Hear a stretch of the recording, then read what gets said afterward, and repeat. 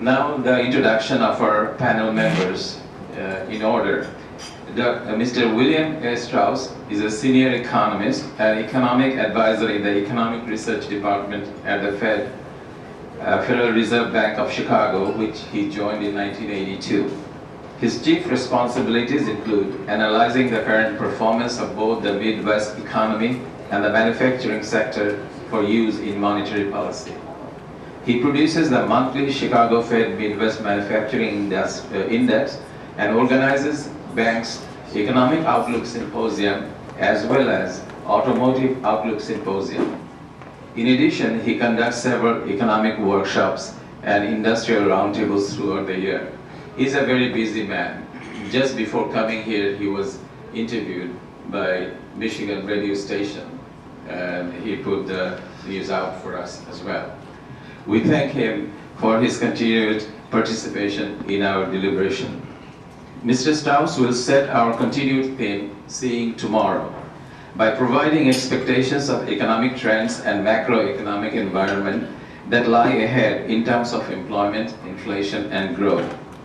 You'll see he will make many interesting observations, including but not limited to quantity and quality of employment. We feel everything is, there is a good unemployment rate at this point. If there is a good unemployment rate, then we call it natural rate of unemployment.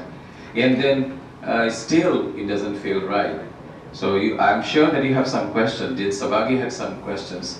And so you'll see whether you can see tomorrow through his eyes. Dr. Rahman is a professor and founding dean of the Graham School of Management at St. Xavier University. He is also president and CEO of APEC Group of healthcare companies focused on outpatient surgery and chronic pain management clinics, and has held a variety of high-level corporate and academic positions. He's a published author of texts and articles in leading journals. Dr. Rahman has served as an advisor to the city of Chicago and worked with the World Bank on projects in developing countries. In addition, he has served on the boards of Chambers of Commerce and Economic Development Commissions. Just the other day, yesterday, I bumped into him at MBA International. It's an academic conference as well as practitioners, and he was sought out for his opinion. He presented his papers there, and then there were rave reviews after that. And so Dr. Rahman will analyze the $3 trillion in US healthcare market with a special emphasis on recent developments. Some critical issues and innovations in healthcare will be analyzed in global context. It cannot be more recent than this. Tonight or today they are going to vote of this AHCA. Dr. Ghosh is an associate professor of economics at GSM. He has been an avid participant in many professional organizations and is active in the areas of research and presentations. His research interests include game theory and mechanism design, and analysis and application of auction mechanisms, economic education, voting theory, and public economics. Based on our theme, Seeing Tomorrow, Dr. Ghosh will analyze the growth, development, and economic performance of regional clusters in the Chicagoland area. You'll see he will make some interesting observations to identify these clusters and synergies that they bring in to other industries and clusters. The US economy seems to be doing well. Unemployment has fallen below 5%. The economy is in the midst of one of the longest historical expansion phases, may even get into record territory. And oil prices near record low. Consumer confidence level is up, nearing 13-year high. Small business confidence nearing 12-year high. Everything seems to be going the way it should. However, there is a drag. We see that, well, the US economy is up, but China's economy fell below 7% for the first time in the last 26 years. Ladies and gentlemen, let us find out what the panel members see tomorrow through their economics and finance lenses to reflect on this complexity. Please welcome Mr. William Strauss to start off Economic Summit deliberations. in the sunny and beautiful morning that Asghar ordered.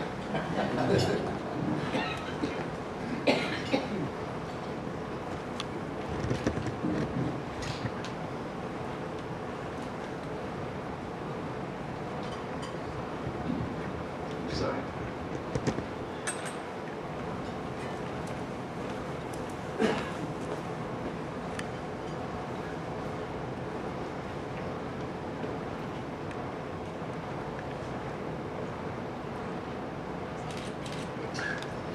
All right, good morning, everybody.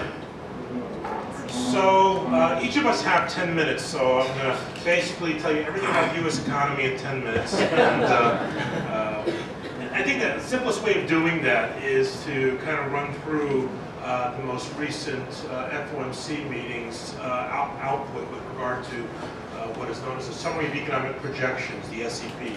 Many of you are aware that the central bank has a meeting 8 times a year called the FOMC, the Federal Reserve Committee. And at 4 of those meetings, we produce, for transparency purposes, what our best guess is, given the data in hand, with regard to the economic outlook for the country. We do that by focusing on the things that the Fed is in large part responsible for trying to target, such as inflation. So we have 2 measurements of inflation that we target. Underlying that is also trying to have a full utilization of our workforce. So we look at unemployment rates, as well as the growth of the economy, and ultimately I'll share with you the federal funds rate path, which is our primary tool for getting policy right.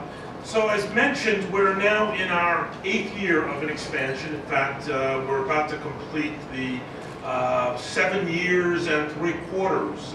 By this June, we'll be completing that 8th year. And so this is an economy which has been growing for quite a while.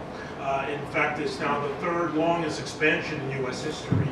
That being said, it's among the weakest performing economies with regard to a recovery and expansion period.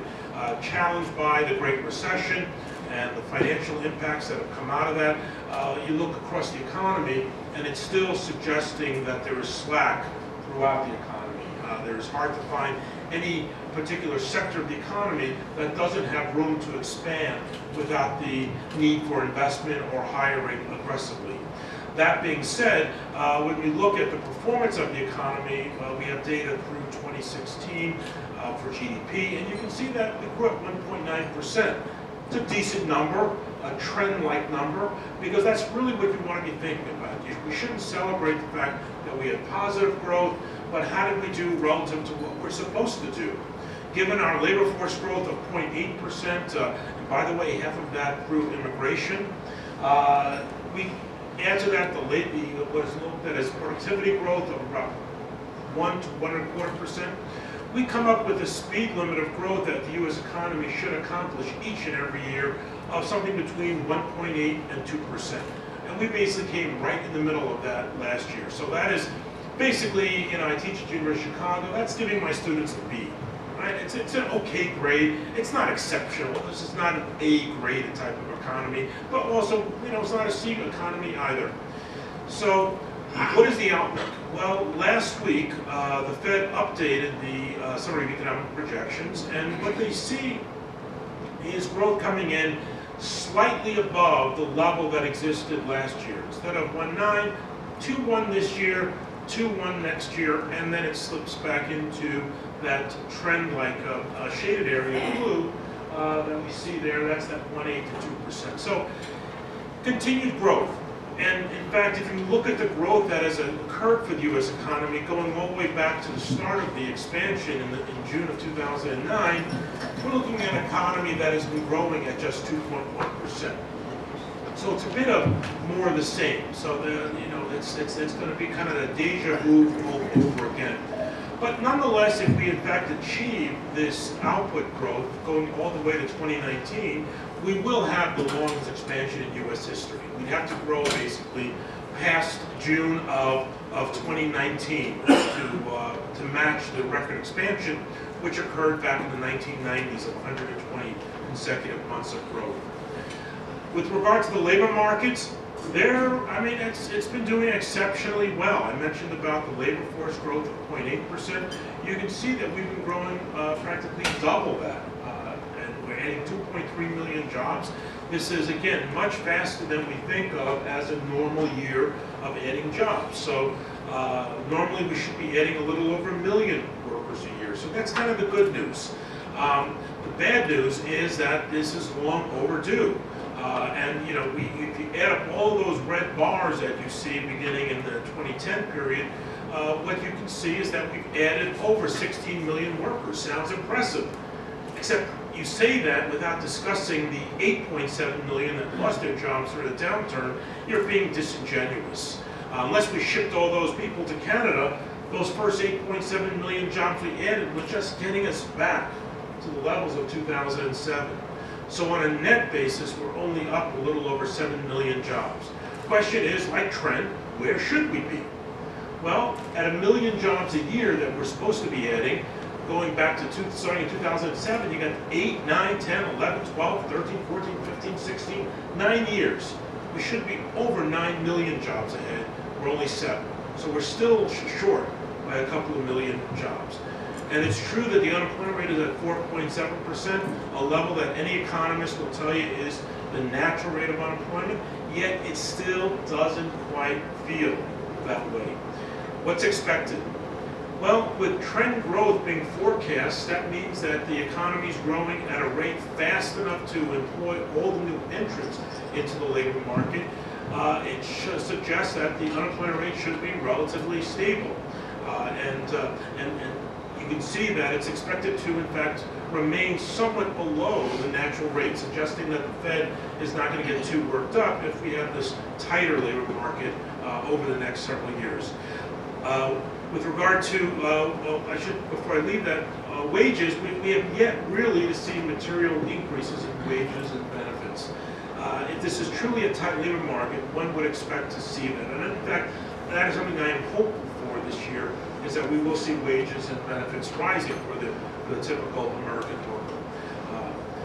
So with regard to inflationary pressures, you know, a year ago we were much more concerned about the risk of deflation in the economy as we saw inflation rates that were well below 1%. Energy prices have moved higher over the past year, but still a bargain at around $50 a barrel for oil. That's less than half of what it was just a few years ago. The forecast is expected that we're going to hit our target of 2% inflation. So the Fed is achieving what its desired goal is, which is to have a target inflation rate of around 2% and expected to be there over the next several years. If we remove food and energy prices, two volatile measurements of inflation that can swing around for things that sometimes have little to do with the underlying trends of the U.S. economy, you can see that the increases that we're seeing in the core rate of inflation is one that is just moving up gradually. There is no sense that that inflation is getting out of hand, and expected to see over the next several years also getting up to around that 2% range. In fact, it is the Chicago view, and it's starting to be expressed by other policymakers, that if we ran a little over 2%, that is not an issue to be too greatly concerned about. We're supposed to be targeting 2%, not having a ceiling of 2%. And given how long we've been below 2%, if we ran a little bit above 2% for some period of time, and having the economy continue to improve and labor markets continue to improve, that's a good thing from our standpoint. We just don't want to see inflation starting to increase at a fast rate. That's the main thing that we want to be concerned about. But again, if it's just being a little bit above 2, so what? In the manufacturing sector is a very important part of our economy and have been a key driver, but the strengthening currency in the last couple of years really brought it to a standstill. The good news is that it appears that manufacturing is coming back. We've now had 4 months of very solid gains on industrial production. The supply managers are also suggesting some improvement. And that's important for the Midwest economy, where we do produce a lot of material. With just 12% of the country's population, we manufacture 30% of the vehicles, a third of the steel, and the lion's share of heavy machinery. When you think about Caterpillar, Deere, CNH, Manitowoc, and all the shipbuilding that goes on in Wisconsin. I mentioned about Slack. Here's just one other example. You know, it's now been over 10 years that we've been seeing the correction with regard to the housing market. And yet we're still not up to the roughly 1.4 to 1.5 million housing starts that we think of as just normal. And even Blue Chip Forecasting Group, which is this outside group of 50 economists, they don't even see us reaching that level next year. So we still have a bit more to go before we get this normalized. Finally, in light of all of this, the Fed has begun to increase interest rates. At the March meeting, we increased it for only the second time in 3 meetings, and only 3 increases going back to the end of 2015. So this has been a relatively modest rate of increase. What is expected? Well, the Fed is expecting to increase 2 more times this year, if you think about 25 basis point moves, 0.25%, 4 rate increases next year, and then finally by the end of 2019, the Fed will get up to its level of neutrality, this roughly 2.8 to 3% range. The thought there is that with an inflation rate of 2%, you know, you're going to have kind of a real Fed funds rate that's going to be sitting therefore at around a 1% rate. And what this is in essence saying is that as the Fed is raising interest rates, you want to be thinking about this as the Fed is removing the stimulus, the accommodation to the economy. This is not putting the brakes on the economy. Hopefully all of you appreciate the fact that having interest rates right now below 1% is not normal, certainly not a rate that you want for a healthy, functioning U.S. economy. And that what we're doing is we've got right now training wheels on the bicycle of our economy, and as we raise those rates, we're kind of loosening the nuts on those training wheels and removing one. But by the time we get to 2019 at that 3% range, we've taken off those training wheels, and then hopefully the economy can just ride and perform its own basis without the assistance of monetary policy. It's when we go above that, if we choose to, that we actually would begin to restrain activity for policy and for the economy. So basically the summary points up here, very simple, and these slides will be made available to people so you can look at that on your own. But thank you very much for allowing me to join you.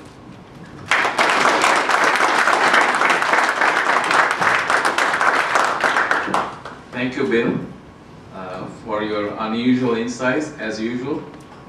Now, just to let you know that this session is being videotaped, and we'll arrange this to be put on a link on our website, university website. Let us welcome Dr. Faisal Rahman now to present his reflections on recent developments in healthcare market and its relationship to our economy.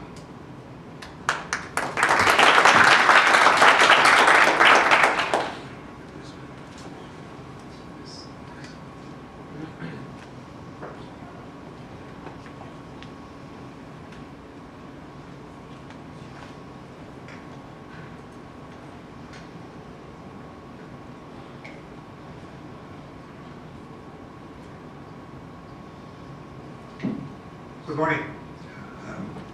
Let me just start my remarks with a couple of personal statements. This is the 30th anniversary of Graham School, and since Xavier University gave me the opportunity to create a School of Management many years ago. So I'm very, very proud to see my successors and their ability to the next level. The second is that as I'm looking around this room, you know, I see the chairman of the board, Mr. Tim Trahey, sitting here, okay, and I'm very proud to say he's also a graduate of Graham School and one of my students. So I was the first teenage dean in the history of the United States Business School.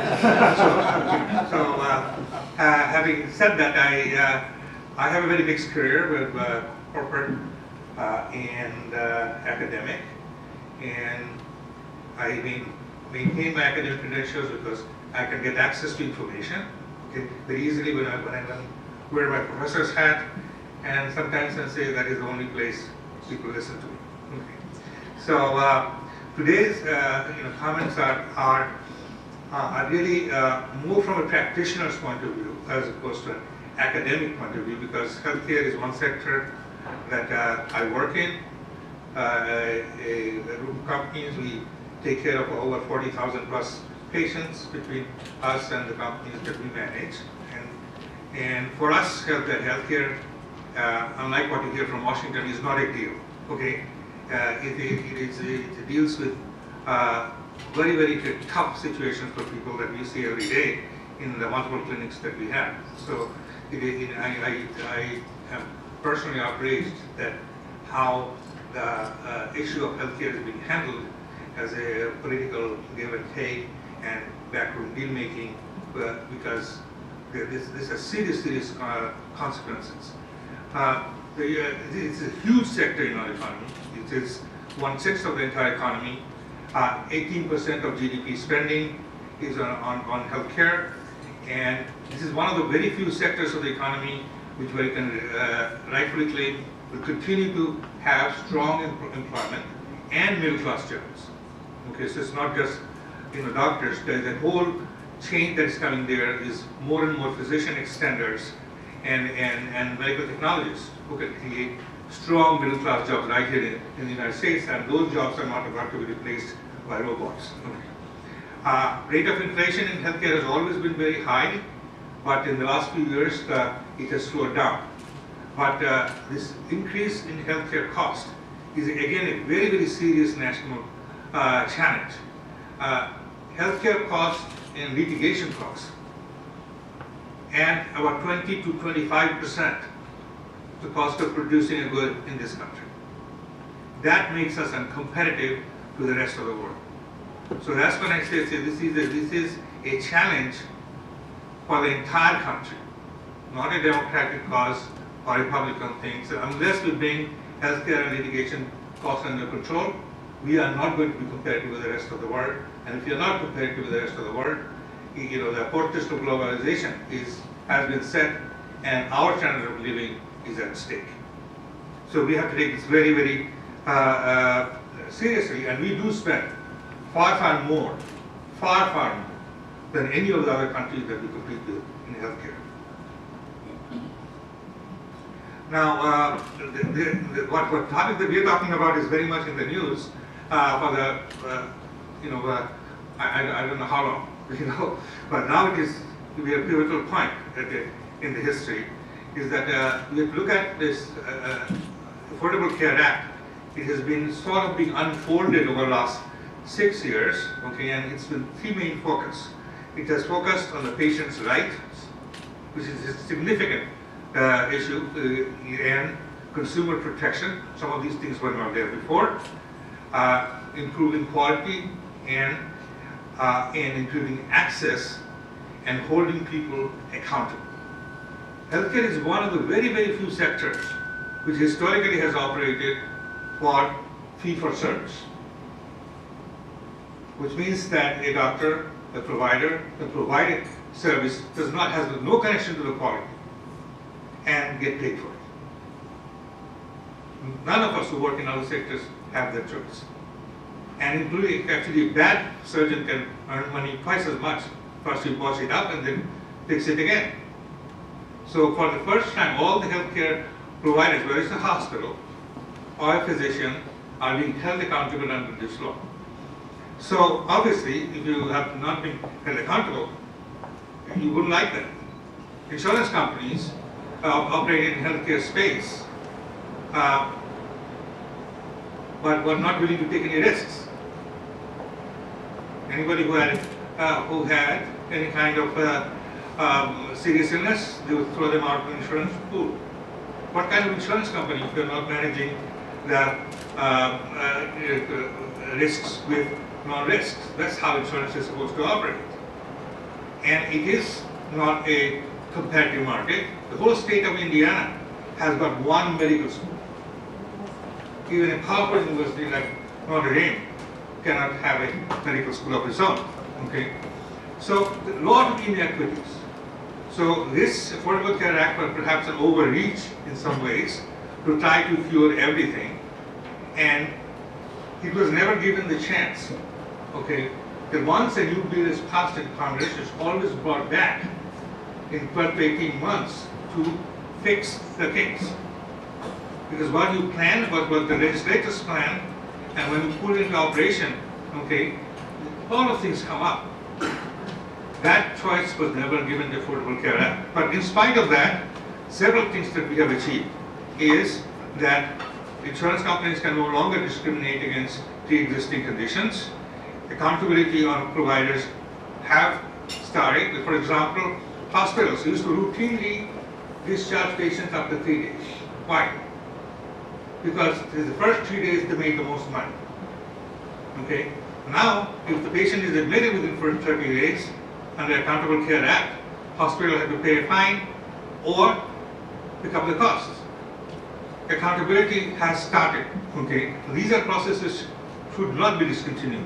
And it is a fact that 20 million people have come under some kind of insurance that they did not have.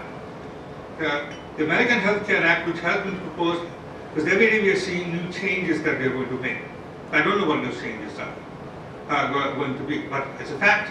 The CBO, which was considered independent unless they say something that you don't like, okay, that about 20 million people may lose coverage by 2020. So some very, very interesting things. Tax, tax on people who don't purchase insurance, this mandate thing, which was very controversial. But mandate was necessary because the way you fund things is by taxing the younger and richer to support those who are older and who are less income. It's a strong principle that is operating. Okay, so that's going to be gone. So how it is going to be funded has not been clear. So we are talking about passing a bill which will encompass the whole country without saying what is going to be the cost. So Medicaid expansion is going to be stopped. Healthy and young will pay less, and older people will pay more. And tax credits is a big tax favor, which will help people like me. Okay, but it's not going to help the middle and lower income people at all. So again, we are talking about a major bill without a price tag, coming from a fiscally responsible party, at least that's what they say, Republicans, is kind of, I find that very, very unique.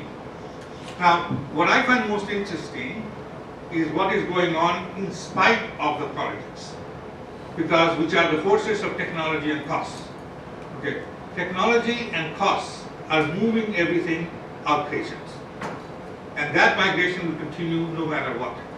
And if that happens, this trend continues, and if you support it, healthcare costs will automatically go down. Okay, like in our clinics, there are, let's say, spinal cord stimulator, which is put on people with chronic back pain. The hospital is cost $120. We do it for $48,000, and yet we make 20,000 profits in an hour and 15 minutes. Okay, so healthcare has got still lot of fat that is there. Costs, reimbursements are not going to go up. Okay, so we have to learn to be more operationally efficient than we've ever been. But most interesting thing, the other thing that is going on is the payers, which is insurance companies, okay, which is one group of which has been left alone by Obamacare, Ryan-care, Trump-care, and everybody else. Okay, is for whatever reason, and they are getting into every piece of healthcare. They are now employed physicians. They started owning surgery centers. The United Healthcare, which is very, very big outside of this Midwest, they're number one, even bigger than Blue Cross Blue Shield. They just bought the largest surgery center in the company in the country with 300 surgery centers. So they are directing more and more where patients are going to go. Okay, so the golden rule is beginning to apply. Whoever has the gold rules. Okay, so so we are in a very, very critical juncture. Okay, but there's again some interesting things. technology is moving everything outpatient, and we are going to see more and more those smart devices that we have are going to be used to deliver healthcare. Doctor and patients are going to FaceTime. The patient will go to a kiosk and get all their results in, and you will be able to deliver healthcare even in the most rural areas in a much, much cheaper way than ever. So there are multiple forces are working, but what the politicians are doing are a terrible thing, because everything in healthcare starts with a very fundamental relationship, which is the relationship between the patient and physicians. Okay, and these two groups have not been consulted in either of the two pieces of legislation. Thank you.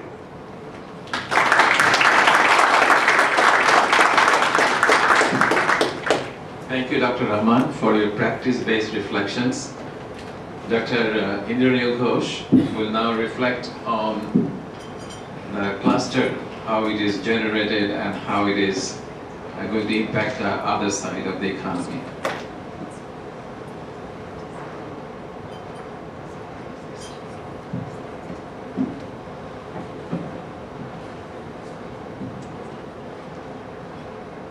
Okay, welcome guys, and the benefit of going last is that I can keep you here for a while. I don't feel guilty about drinking on somebody else's time, so I have a lot of time, so just be prepared, okay? So yeah, I see the look of fear in everybody's eyes. Okay, so basically what I'm doing here is something that I had done last year, but I kind of added some other stuff. So what I've done last year was basically look at the clusters around the Chicagoland or the Illinois area, and see how they developed over time and do some sort of comparison with other metropolitan areas. So I'm going to look at that a little bit, but I'm also going to look at some other interesting stuff around the city of Chicago area. Look at some economic variables that have changed over time in some of the neighborhoods. In fact, the neighborhood that we're right in right now. And also, since we have trade policy that's like a hot issue, especially after the last election, we're going to kind of look at, well, what's the exports that Illinois has, what are the imports that Illinois has, and kind of try and figure out what can be the effect of some of the trade policy that has been proposed. So basically, if you look at the area, and I hate quoting because kind of extremes to here. So if you look at the area, so how has Illinois been doing over the last few years? Well, we've been losing population. In fact, the Census Bureau came out with a figure yesterday, I think, where we've lost 19,000 people in the metropolitan area last year, which was higher than the 11,000 that we lost the year before. So that, I mean, if that's a trend, then that's a trend that's going the wrong way. So that's not a good thing. And a lot of the problems can actually be traced to just the basic dysfunction that we have in the state government, the city government, and everything else that's going on. But the bright side is that the city of Chicago is doing fine as far as the businesses are concerned, especially this particular area of Chicago, the downtown loop area. So a lot of companies have really moved here, both from outside, right outside the state. They've moved their headquarters here. They've moved their headquarters from within state, from other areas, from the suburbs to here. Recently, Caterpillar said that they were going to move from Peoria, is it, to Chicago. So some of it is beneficial, some of it is actually not beneficial. It doesn't provide a net benefit if Caterpillar moved from Peoria to Chicago, because really we're not changing the population of the state of Illinois. So this basically gives you an idea of what's been happening with respect to the companies in the area. And just basically going through some of the clusters and some of the different changes in economic variables, I just updated what I did last year. The Chicago area is just in the middle or towards the lower end of all the growth that we see. So compared to all the other areas in the country, we're really at the middle to the bottom. So that's not a very good thing. Prosperity, again, the same kind of stuff. So you see Chicago is the third part there. So it's kind of in the middle. There's a lot of other areas that have a lot more growth and prosperity. Employment growth, again, Chicago, if you see, it's just static. Okay, for the last 7 or 8 Number of firms. So again, this would be a good indicator of how many firms have come in here, set up, and so again, you can see Chicago is really not doing that well. I mean, it has big firms, but there's not a lot of growth. If you look at the clusters in the Chicago area, cluster is basically a collaboration of particular industries that happen organically or policy in a certain area. And if you look at the clusters, basically business services, e-commerce, education, etc. Biggest clusters. Employment, business services, of course, this is the same thing that I presented in the last one. Sub-clusters for business services, you have computer services, corporate headquarters, consulting, etc. If you look at wage growth, so this is kind of interesting. If you look at wage growth, basically biopharma has the highest wage growth among all of the clusters. So that's basically the area. So if you're looking somewhere to get a job and to advance your career, that would be basically where you have the highest wage growth. So the others are kind of it's okay. Employment growth, again, this kind of gives you which clusters in the Chicago area are growing and which are not growing, which are shrinking. Establishment numbers, not that interesting. Establishment growth, more interesting in the sense that it kind of tells you which of these clusters are growing in the number of establishment, the number of firms that come in and establish there. Okay, so that's basically what I had to say about the clusters. The next thing that I did, which is kind of new from last year, is I looked at this mapping software, and the mapping software that we have can actually pick out a whole lot of economic variables that you can use to map any area in the country. So I looked at basically, you can see we're right here in the West Loop. Okay, so the variable that I'm using here is education. So above average education, which is defined as above high school, basically some college or above. Okay, so community college degree, undergraduate degree, graduate, etc. So if you look at this area that we're in, the West Loop area, the downtown, the Loop area, the West Loop area, we will see that the darker it gets, the more number of households with above average education. So this kind of tells you that as far as a business is concerned, where they would like to locate. A lot of the economic variables are correlated with education, higher education. The more chance you have of a better job, the more chance you have of a better job, higher income, higher spending capacity. So a lot of the different industries will try and locate in these areas to take advantage of the population that moves in these areas.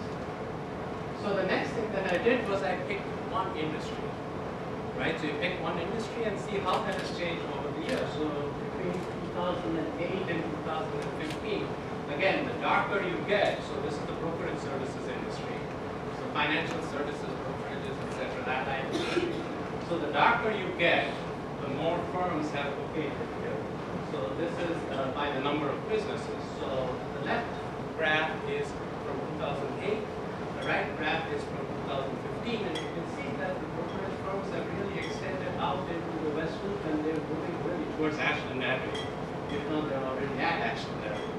And so this is basically in the area where the growth has occurred in the city. And you can look at the north side and you can look at the south side and you can basically figure something similar out for any type of industry. So we can figure it out for the travel industry, we can figure it out for the computer services industry or e-commerce or anything, but I just took financial services.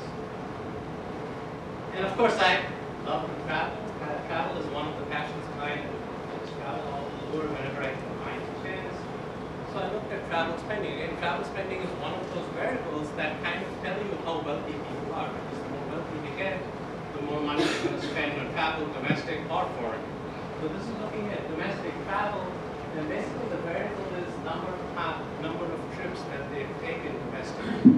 So this is looking at 3 to 5 by household. So the darker the color gets, the more households take 3 to 5 domestic travel trips per year. And so you can see again, we're comparing 2009 to 2015, and you can see again the West Loop area, more and more people are traveling, which kind of tells you that more and more people are experiencing some kind of increase in disposable income.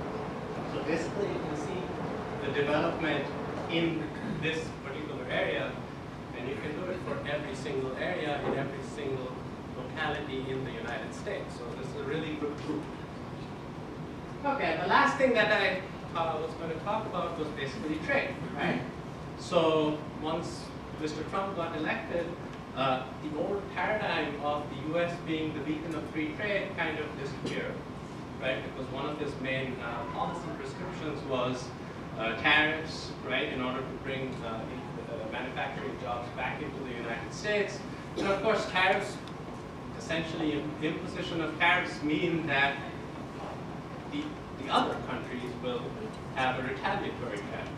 So it's not as simple as just having a tariff. So essentially, if you look at exports and imports, if you have exports in the Chicagoland area, basically means there's industries that develop, right? Export producing products are developed in the area. There's increase in employment. There's, of course, formation of industrial clusters. If you're exporting machinery, right, you get more furnaces that produce machinery, which means your industrial cluster of machinery will increase. If you have imports, right, what is the impact of imports? Cheap products, right? You get products that are cheaper than what you would get if you produce them here. And of course, that means that industries that use these products as primary or secondary inputs get cheaper raw materials, etc. Okay? So tariffs make basically imports more expensive. So if you impose a tariff on shoes coming from China, that means the shoes, the Nike shoes that you buy are going to be more expensive.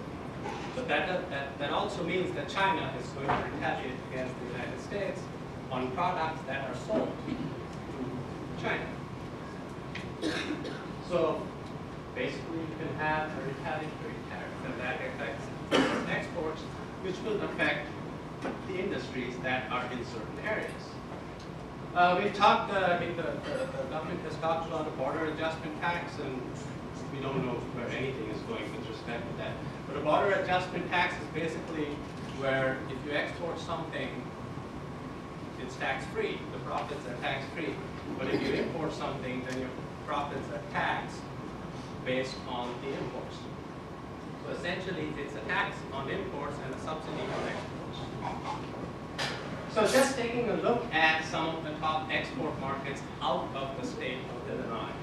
So Canada, Mexico, China, Germany, Australia. The bad news here is that we've had in the last 2 months some kind of fights with all of them.